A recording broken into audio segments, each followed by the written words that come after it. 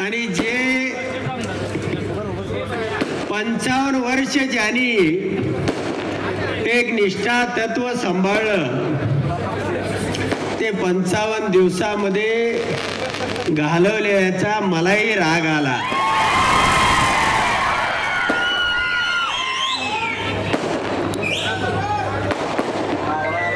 बापू तुम्ही सांगितलं म्हणून 2019 ला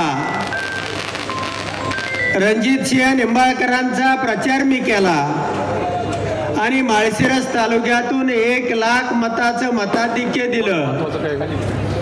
त्याही वेळी माझी फसवणूक करण्यात आली। बापू जयाभाऊ पालकमंत्री झाल्यानंतर तुमच्या एवढा आनंद कुणालाच नव्हता।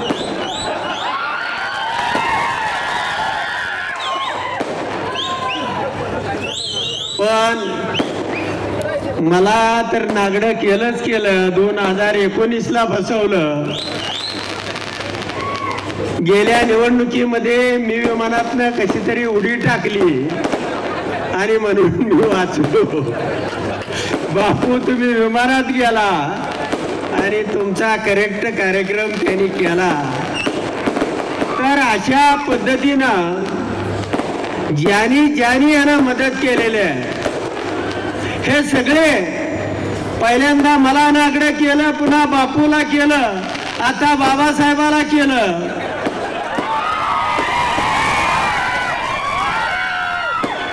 आणि एवढ्यावरती गप बसत नाही, आपल्याला नागडं करते आणि फोटो दुसऱ्याला पाठवते।